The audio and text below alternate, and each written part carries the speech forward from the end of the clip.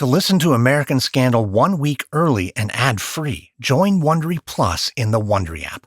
Download the Wondery app in your Apple or Google Play mobile app store today.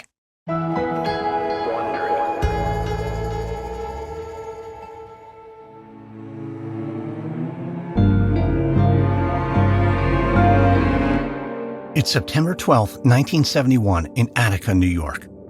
Richard X. Clark walks across a massive concrete yard that's covered in mud. He stops, a warm wind blowing through his hair, and stares at the sight in front of him. Clark is standing in a prison yard at the Attica Correctional Facility. Normally, this area is under tight supervision, with armed guards standing watch, controlling the movements of every prisoner. But everything changed 3 days ago, when the inmates decided they'd had enough. They were tired of the abuse, of the guards' violence and mistreatment. So the inmates rose up and together they took control of the prison. As Clark looks out over the yard, he still can't believe what he's seeing. Hundreds of inmates move around like free men. A group of hostages sit huddled together on an old mattress with prisoners standing guard. The yard has been turned into a sprawling encampment. It's a democratic society that's run by the prisoners themselves and led by a small group of leaders, including Richard X. Clark. He's only 25 years old. He's slender and wears black framed glasses. Even though he's young, he knows that he and the other inmates have made history. Now that they control Attica, they can demand significant changes, improve the lives of prisoners, but it's even bigger than that. Clark knows they can change prisons across the country, maybe even the rest of the world. Still, as he looks around the yard, Clark can see that the feelings of triumph and revolution are already fading. It's day 3 of the standoff, and the inmates look exhausted and on the brink of making a rash decision. It's a situation that could only grow worse with some news that has just arrived. Clark approaches an inmate named Frank Smith, a towering man who was appointed head of security. "Frank, we've got a problem." "Yeah, no kidding, we got a problem. It's been 3 days. We're not getting anywhere. We got the prison, but we also got state police surrounding us." "I know. But listen, there's something else you need to see." Clark takes out a message he received from a government official, the man who runs the prisons in New York State. It's from Russell Oswald. It's a demand to surrender. "Richard, he's been saying that from the start." "I know. But Frank, this time, something's different. He's not asking anymore. This is a threat." "Oh, well, let's tell everyone. They gotta know. If our people hear this, they're just gonna dig in their heels. I don't think they need to know that it's come to an ultimatum." "You sure about that?" "I think so. I think it's the only option. If it were the only option, you wouldn't be talking to me right now, trying to figure things out. So here's what I think. When we took over, we made a promise. We make decisions together. All the inmates together. So whatever's on that piece of paper, you gotta read it out loud and let them decide." Clark exhales and shuts his eyes. "Okay." The two men make their way across the yard to a set of scuffed wooden tables. Clark grabs a microphone, wired up to a speaker. At the sound of his voice, hundreds of prisoners suddenly look up. Clark raises the document in the air and announces that he just received a message from Oswald, the head of prisons. The commissioner demands that they end the rebellion and that they release the guards they're holding hostage. Oswald says they need to do so immediately. Then, and only then, will he meet with the inmates to discuss their grievances and possibly changes to the prison. Clark sets down the note and looks at the men in the audience, prisoners who for years have suffered torture at the hands of guards, grievous medical treatment, an unspeakable nightmare day after day, all of which has pushed them to this brink. As Clark looks over the crowd, he asks who's in support of accepting the proposal of letting the hostages go. The yard is silent. Then Clark asks who's against the proposal, and all at once hundreds of men yell out in anger. It's decided. There will be no surrender. Clark swallows hard, because while the men have once again stood up for themselves and their own dignity, Clark suspects that the state is done bargaining. And if that's true, it could be just a matter of hours before they attempt to retake Attica by force.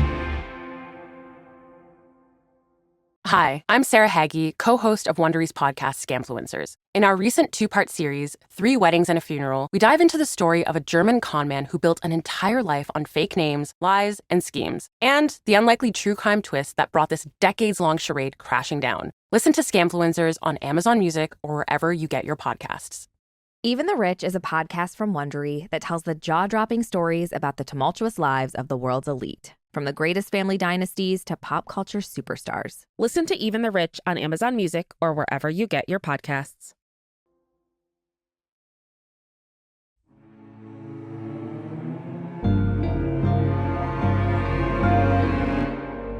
From Wondery, I'm Lindsey Graham, and this is American Scandal.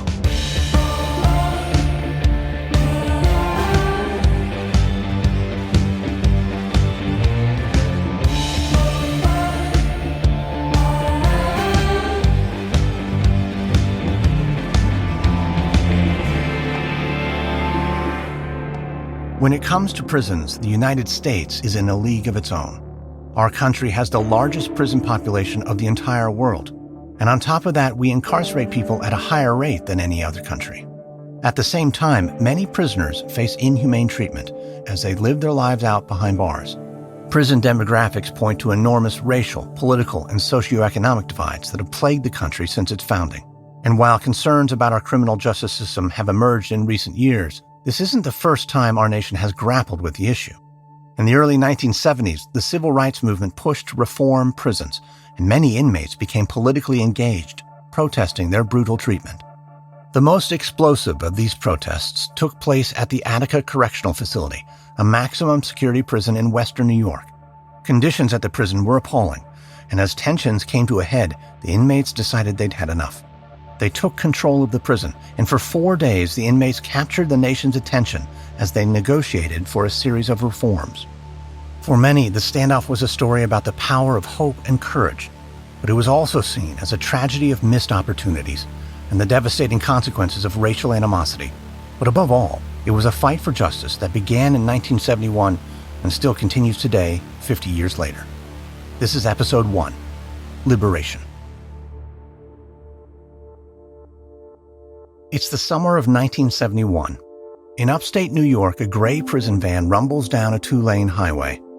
It's a sweltering day, and near the back of the van, Jomo Joka Omawala sits with his wrists and ankles shackled, a bead of sweat trickling down his broad, dark forehead. It lands quietly on the sleeve of his prison jumpsuit. Omawala shakes his head and turns to look out the bulletproof windows. Maybe something outside can distract him from the stifling heat. But all he sees are ramshackle barns and the occasional cow. Omawala can't imagine a duller landscape, but still he's grateful for the view, because soon he'll be back behind bars, and it'll be several years before he sees the outside world again. Omawala is bitter. He won't deny that he committed the robbery, but he feels he did what he had to do in order to feed himself and his family. He was born and raised in the Jim Crow South, and as a black man, he learned that you have to take things if you need them, because you never know what will be taken from you. Because of his crimes, Omawala has been in and out of prison. The guards are often white, racist, and violent. At the last prison, Omawala had had enough. He led a group of men who banded together and demanded better treatment from the guards, but that only prompted additional punishment. Omawala was put in shackles and put into this van, which is taking him to the maximum security prison in Attica. Soon the van pulls into a parking lot and comes to a stop. The back doors swing open and 5 guards step out into the van, holding thick wooden clubs. They stare at the prisoners with cold hatred in their eyes. Then they order the prisoners out of the van. Omawala rises and steps out into the sunlight and gets his first full view of Attica. His breath catches as he gazes at the colossal gray walls of the prison. On top of the walls are gun towers, with guards pacing, hands on their rifles. As he stares up at these towers, suddenly something hard jabs into his lower back. Omawala stumbles forward as guards begin barking, telling him to get in line. Omawala quickly steps up behind the other inmates and begins marching forward. Omawala shudders as he approaches the steel gate of the entrance of the prison. Shadows seem to rise from the ground, threatening to swallow him whole. He's been in and out of plenty of jails and prisons, but Attica has a reputation for brutality, for violence and unbearable suffering. He has no idea what terrors he might face soon, so all he can do now is pray that he'll survive the next few years. Later that summer, in 1971, Jomo Joka Omowale limps down a dark, narrow hallway. He's in a line of 20 other inmates inside the Attica Correctional Facility. Together, they're heading toward the mess hall.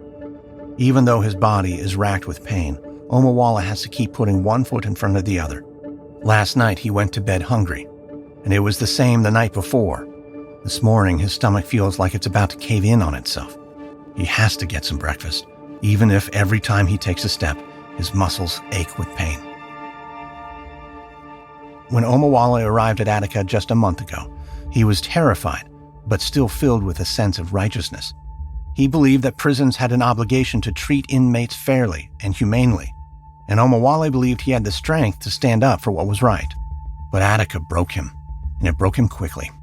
He's only been granted 1 shower per week. Each month, he gets a single roll of toilet paper. Jobs at the prison pay just 6 cents a day. He'll need to save up for months if he wants to buy a toothbrush or shampoo. And it's not just that he's filthy or paid slave wages. Omowale has already been beaten by the guards twice. Every day he seems to violate some rule that he was never told about, and the Attica guards begin hitting him again. Omowale feels flat and depressed. He's not sure how much more of this he can take. But for now, he knows he can only focus on the small tasks, taking one step forward, getting to the mess hall, getting a plate of warm food.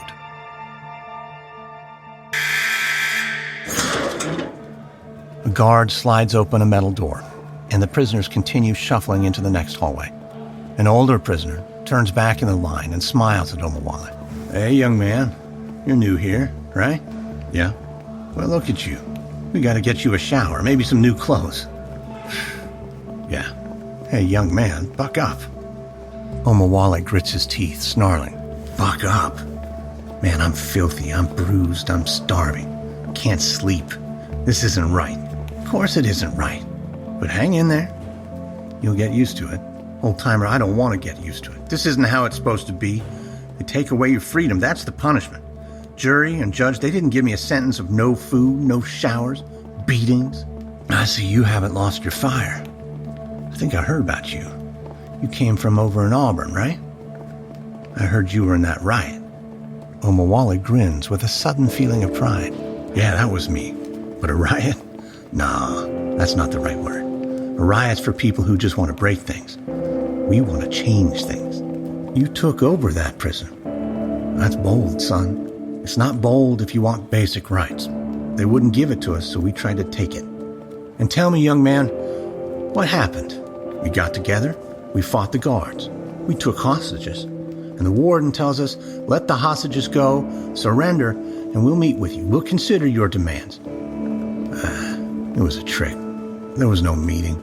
They just beat the hell out of us, and then they sent me here. They tried to break us there, just like they're trying to break us here." Omowale feels an old fire rising up inside him, a burning desire to do something, to change things.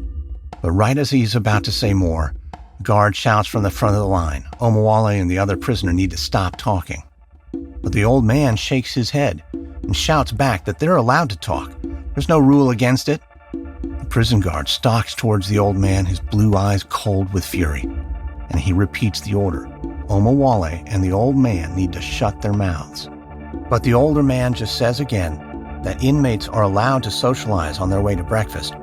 There's no rule against it. A vein bulges on the guard's neck, and then everything happens very quickly. The guard yanks the older prisoner, begins dragging him away. The old man cries out, his voice echoing down the hallway as the guard announces that he's taking the old man into solitary. And there's plenty of space for anyone else who has something to say. The blood rises in Omowale. The old man didn't do anything wrong. He shouldn't be getting punished. But Omowale knows there's no use getting himself thrown into solitary. That won't change a thing. Instead, what he needs to do is start meeting people and organizing. Because this can't go on. Somehow the inmates have to change Attica. A few days later, Frank Lott takes a seat in the shade in the prison yard at Attica Correctional Facility. He pulls out a notepad and pen and looks up at 4 of his fellow inmates. Then he nods and the men begin to speak in rapid bursts of anger and indignation. Lott writes as fast as he can, jotting down notes about the men's grievances. One inmate describes how the guards used him as their personal whipping dog. Another inmate says the prison doesn't offer religious freedom for Muslims. A third man says the parole system is broken. After all the men finish talking, Lott adds to the list with his own complaints. Attica needs to offer real medical care for its inmates. Treatment right now is a joke. It's something that Lott knows all too well. Just weeks ago, he developed a painful rash on his scalp. But when he visited the infirmary, the prison doctor said it was nothing, that Lott should go back to his cell. When Lott insisted he needed care, even just an ointment, he was thrown in solitary confinement. Solitary is a devastating punishment, but that's just how things go in Attica. And that's why he and his fellow inmates are meeting right now. The prison has to change, and the group is drafting a series of complaints and demands. They're calling themselves the Attica Liberation Faction, and they're planning to send their list to Russell Oswald, the head of New York State prison system. They hope that in his position of power, Oswald can do something to change the conditions here at the facility. Lott finishes writing and looks back up at the other inmates. He announces that they now have a list of 28 demands. The message is ready for Oswald. But one of the inmates asks to reread the list. When he finishes, he suggests that they add a note at the end. They should warn that the prisoners may need to take aggressive action if their demands are not met. Lott considers the proposal but shakes his head. He doesn't think they should issue any kind of threat or ultimatum. He's heard good things about Oswald. Lott believes that they have a real shot at getting through, but they have to remain even-tempered and courteous. The inmate pauses, chewing this over. Then he nods, deferring to Lott's judgment. And after checking with the other men, Lott folds up the letter and slips it in his pocket. He tells the others he'll mail it off this afternoon. He's hopeful they can convince someone in power to take action. The other inmates clap Lott on the shoulder, saying they have a good feeling about this. And while Lott offers an encouraging smile, he doesn't mention something that's been gnawing at him. The reason why he didn't want the note at the end, the warning of violence, is because it's all too obvious to him. The situation at Attica has grown truly desperate. Something bad will happen if the letter is ignored. Because every day, tensions are rising inside the prison. Inmates are getting more fed up. They may reach a breaking point. Lott isn't sure exactly what the prisoners might do, but one thing is clear: it won't be peaceful, and it will likely be dangerous.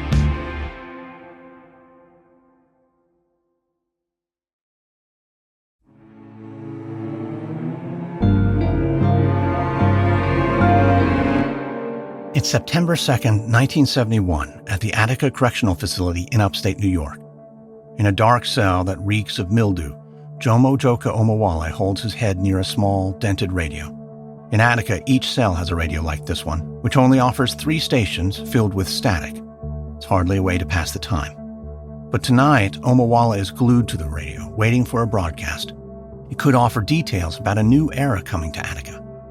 Earlier this week, a group of prisoners sent a letter to Russell Oswald, the head of New York's prison system. They called attention to the nightmare conditions inside the prison and demanded reforms. In a surprising turn, Oswald agreed to visit Attica to meet with the prisoners and discuss their proposals. Omowale and the other inmates were stunned to hear the news. It seemed like finally someone might put an end to the beatings, starvation, and reckless use of solitary confinement. Oswald is scheduled to arrive at Attica tomorrow morning, and tonight, starting any minute, there's supposed to be a radio broadcast detailing Oswald's itinerary.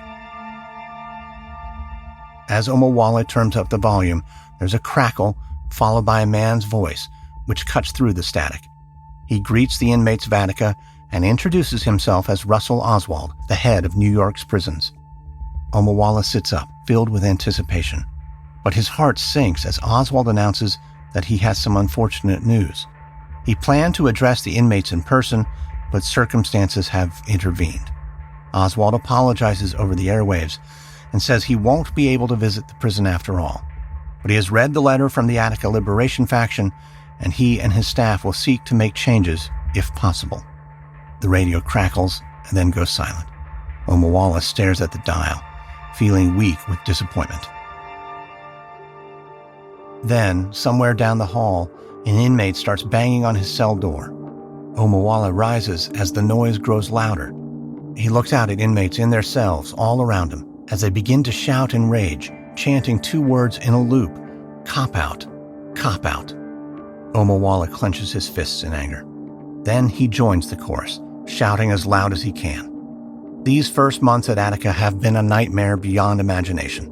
They've nearly broken Omawala, and it had seemed like someone in power might do something about it, but his hopes have been dashed, and Omawala is filled with an old, familiar feeling of outrage, the same feeling he had at the last prison before he led an uprising.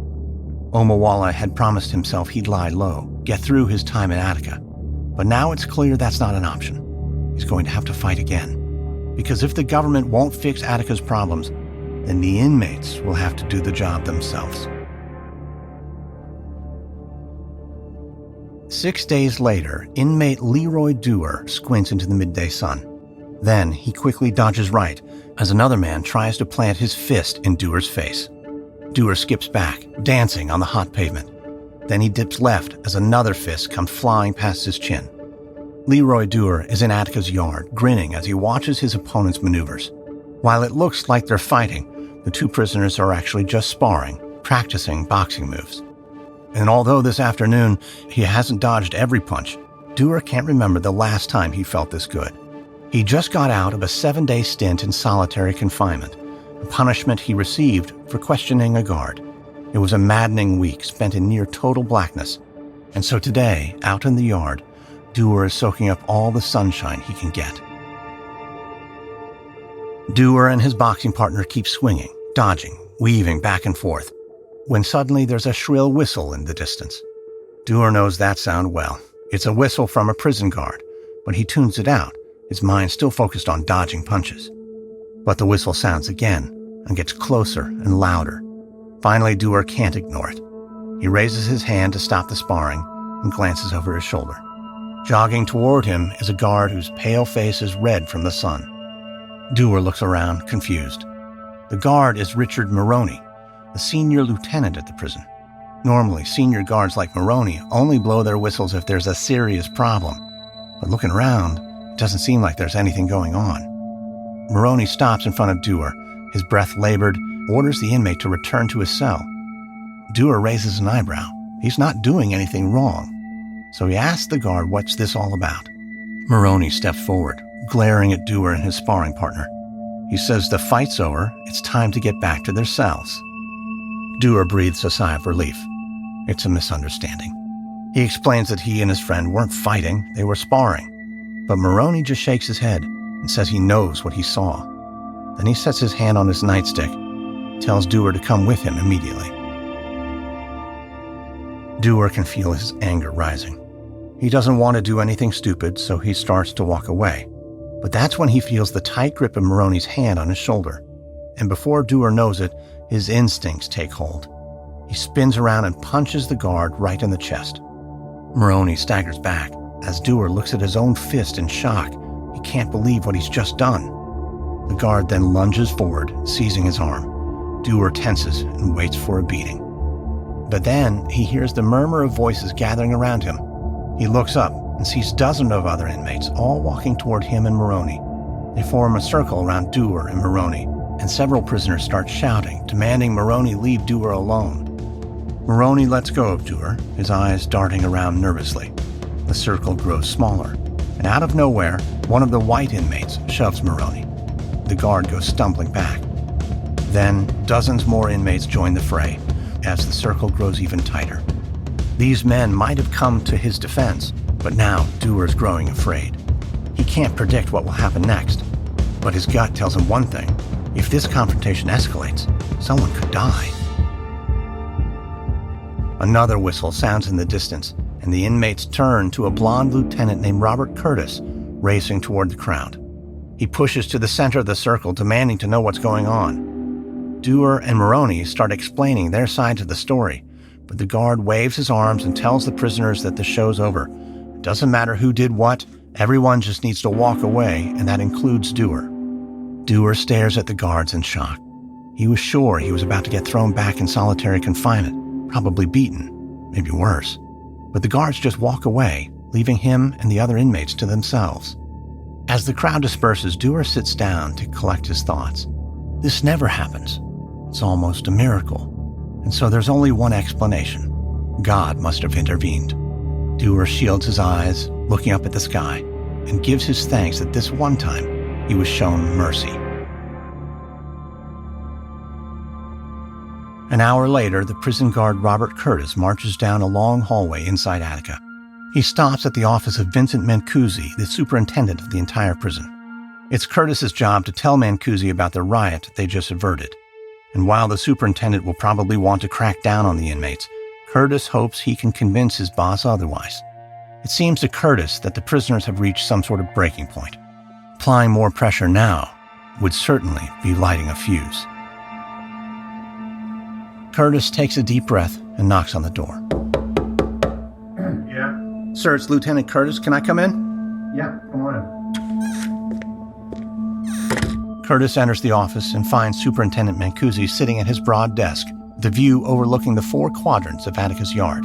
But Mancusi isn't looking outside. His beady eyes are focused on a stack of documents. All right, Curtis, what do you want? Well, sir, there was an incident in the yard. It was about an hour ago. Anyone dead? No, sir. It was a fight between Senior Lieutenant Maroney and 2 inmates. No one was hurt. And I'm certain it was a misunderstanding, but because of protocol, I wanted to let you know. Mancusi rises from his chair and looks out at the window at the yard where the event took place. It's contained now? It is, sir. All right, good. And I'm assuming the inmates are in lockup? Curtis pauses. No, sir. We let them go. You had 2 inmates in a fight with a guard and you let them go? Yes, sir. I believe solitary would have been a bad idea at this time. A bad idea at this time? You thought it was a good idea to let the bastards fight with a guard with all the other inmates watching, and then show everyone they could get away with it? No, sir. Are you out of your mind? Looking down, Curtis takes a breath and composes his thoughts. Superintendent Mancusi, ever since Mr. Oswald declined to visit the prison, I've noticed that the inmates have become extremely agitated. I'm suggesting we let things cool off. That's why you're not in charge. Go get the inmates and put them in solitary for 2 weeks. Sir, I really ask you to reconsider. It's not about the inmates. I'm looking out for the safety of the guards. Curtis, the decision is final. Get those men into solitary by tomorrow morning. Understood? Yes, sir. Understood. Curtis turns to exit Mancusi's office, and as he walks through the empty hallway, he takes several deep breaths, trying to calm himself down. Curtis is an experienced guard and has dealt with convicted felons for years, but in all that time, he's never been as frightened as he is right now. The attitude of the inmate population at Attica has changed.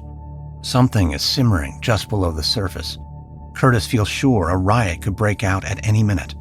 And if it comes to that, the guards are unprepared. They don't have the equipment or the training to deal with a riot.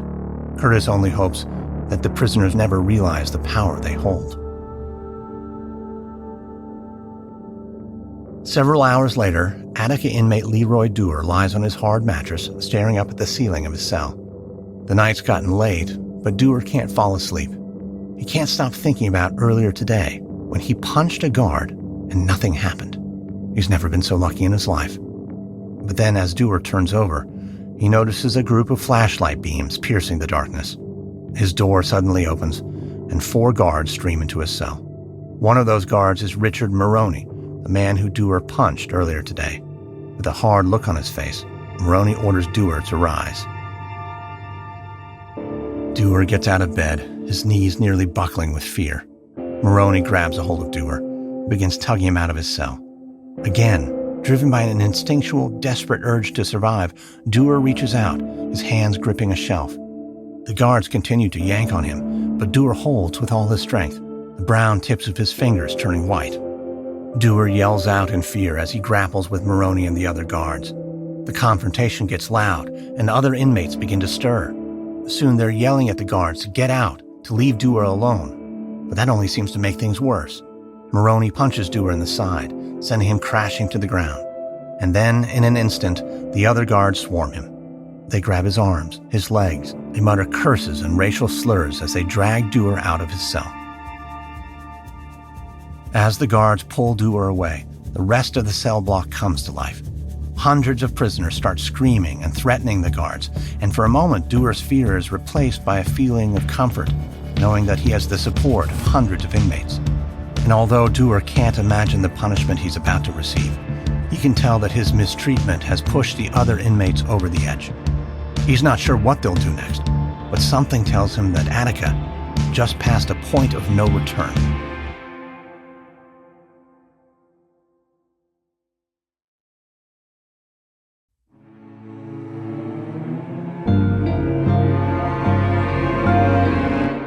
It's the morning of September 9th, 1971, at the Attica Correctional Facility in western New York. In a long hallway inside the prison, Richard X. Clark walks alongside his fellow inmates as they make their way out of the mess hall. Clark nervously adjusts his glasses. He doesn't like what he sees. This whole morning, the other inmates have had a wild look about them. After what happened to Leroy Dewar last night, after he was beaten and hauled away from his cell late at night, the prisoners have looked angrier than they ever have before. And if the prisoners are angry, they may turn to violence. That's the last thing Clark wants any part of. He'll be out of prison in less than a year, having served a 4-year sentence for armed robbery. It didn't matter that he was innocent. His lawyer told him he was going to serve the time either way, so he should at least plead guilty and get a lighter sentence. It was the bitterest of pills to swallow. But in prison, Clark made the most of his time. He joined up with the Black Muslims and eventually became a minister. Now, as one of Attica's religious leaders, he discourages violence. And as he and the other inmates head out toward the yard, he hopes that some fresh air will cool people off.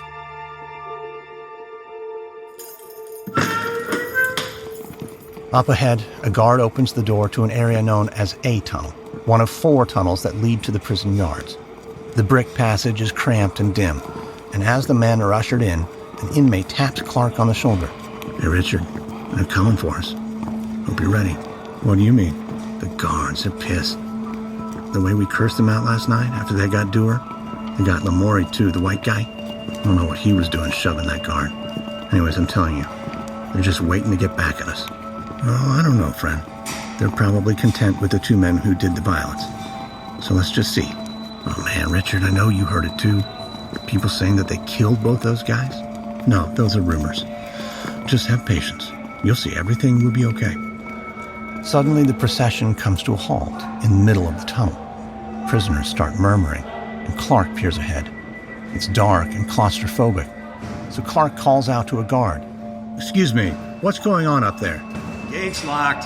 Hold on. We'll get you in the yard in a minute. But the prisoner behind Clark pushes forward, a crazed look in his eye. See, man, it's a lie. We're fish in a barrel. They're gonna kill us right here, just like Dewar and Lamoury.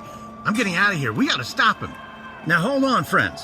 Well, let's wait. But before he can say another word, the inmates swarm around 2 prison guards and begin throwing punches. Clark tries to reach one of them, Robert Curtis, who showed leniency during the altercation yesterday, but he can't reach him. The tunnel is packed with bodies, and Clark is knocked back as a prisoner's elbow slams him in the face. It's chaos, a free-for-all. The prisoners are not only fighting with the guards, but some are fighting each other. His heart pounding, Clark presses himself against the wall of the tunnel, trying to stay out of the growing chaos. There's a good chance this brawl could expand beyond the tunnel, and if it does, there's no telling how far the violence might spread. Minutes later, William Quinn runs a sweaty hand through his close-cropped brown hair. Quinn is one of Attica's guards, and he's standing alone in Times Square, the nickname for the cramped office at the center of the prison. From inside Times Square, he can monitor all 4 of Attica's prison yards, A, B, C, and D. He can also monitor the 4 tunnels that connect these yards to the rest of the prison. But right now, everything seems to have gotten out of control. Over in the A tunnel, there's a crowd of prisoners fighting. It looks like a wild melee. Quinn doesn't understand it. There shouldn't be prisoners in the A tunnel. The prison superintendent ordered that inmates in the A block be prevented from having time out in the yard, punishment for how they responded the night before when 2 men were taken from their cells. But with chaos exploding in that tunnel, there's only one explanation about how this happened. It looks like someone didn't get the memo. A breakdown in communication, No one told the guards in the tunnel that the gate was locked. Quinn doesn't know what to do. His co-workers' lives are in danger, but he has been trained for a situation like this. No one has. As he stares helplessly out at the tunnel, behind him a guard bangs on the gate to Times Square. He yells that he's hurt and begs to be let in. Quinn races over, opens the gate, and the guard tumbles through before Quinn slams it shut again. The guard collapses to the ground, blood trickling from his nose, and he warns that the riot in the tunnel is spreading. Prisoners who were out in the yard saw what was happening in the tunnel and forced their way in. One of the guards went down in the fight. He may even be dead. Before Quinn can process this, there's another banging on the gate. He turns and finds a second guard who's begging to be let in. Quinn once again races over and ushers in the guard, who reports that things are growing violent in other yards. Inmates are arming themselves with whatever they can find. It's out of control. Quinn knows there's not much he can do. He has to call for backup. But when he picks up the phone, he doesn't hear anything, not even a dial tone. Maybe other guards are trying to reach the administrators and jamming up the system. Quinn drops the phone, his hands shaking. He tells the other guards that now all they can do is just wait for help to arrive. The men stare at each other, their eyes wide with terror. Quinn knows that they're safe here in Times Square, but they won't be able to hold out forever. Just then, there's a startling crash. Quinn looks up to see the A-tunnel gate bursting open as prisoners race forward with a look of murder in their eyes. Quinn looks left and right, his feet frozen in place. And before he can cry out, a prisoner runs toward him holding a metal pipe. The inmate swings, and the pipe comes crashing down onto Quinn's head. Then everything goes black. 2 hours later, Richard X. Clark walks across the large open area known as D Yard. He gazes across the prison yard, amazed by the transformation that's taken hold in such a short time. A group of hostages are huddled against a wall. It's a mix of guards and civilian prison workers, maybe 40 or 50 of them. They look scared and angry, but they appear to be mostly unhurt. Nearby, prisoners roam free, glowing with the look of victory. This yard is now theirs, and they can say whatever they want, do what they please, without fearing reprisal from the guards. Clark shakes his head in disbelief. Everything happens so fast. First the chaos in A-tunnel, and then the uprising spreading like a fire from one cell block to another. The prisoners armed themselves with whatever they could find, pipes, broken furniture, even football gear. Then they battled the guards and each other. But when the dust settled, the inmates stood together as one. Attica was now theirs. It's unthinkable. And now that they're in power, the inmates could force the prison to finally change its ways. But as a religious leader, Clark knows that organization is everything. The inmates have to be disciplined. They need a clear list of demands. They have to be unified. Otherwise, this uprising will turn to anarchy. So Clark calls out to a group of black Muslim inmates, asking them to form a protective circle around the hostages. This is the only bargaining chip the prisoners have, so the hostages have to be shielded from harm. Then Clark approaches a set of tables, where other inmates sit discussing the situation. He's ready to engage his fellow inmates in a spirited conversation about their goals, their strategies, and the fight that lies ahead. Clark smiles with a feeling of deep satisfaction, because while there may be broken glass under his feet and police sirens in the distance, Clark is confident that together, the inmates of Attica will finally be able to bring about change.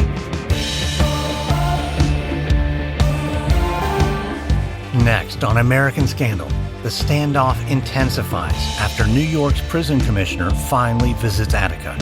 And as the uprising makes headlines across the country, the inmates gain powerful new allies and enemies. From Wondery, this is episode 1 of the Attica Prison Uprising for American Scandal. Hey, Prime members, you can listen to American Scandal ad-free on Amazon Music. Download the Amazon Music app today. Or you can listen ad-free with Wondery Plus and Apple Podcasts. Before you go, tell us about yourself by completing a short survey at Wondery.com/survey. A quick note about our reenactments. In most cases, we can't know exactly what was said, but all our dramatizations are based on historical research. If you'd like to learn more about the Attica Prison Uprising, we recommend the book Blood in the Water by Heather Ann Thompson. American Scandal is hosted, edited, and executive produced by me, Lindsey Graham, for Airship. Audio editing by Molly Bach. Sound design by Derek Behrens. Music by Lindsey Graham. This episode is written by Hannibal Diaz, edited by Christina Malzberger. Our senior producer is Gabe Ribbon. Executive producers are Stephanie Jens, Jenny Lauer-Beckman, and Hernan Lopez for Wondery.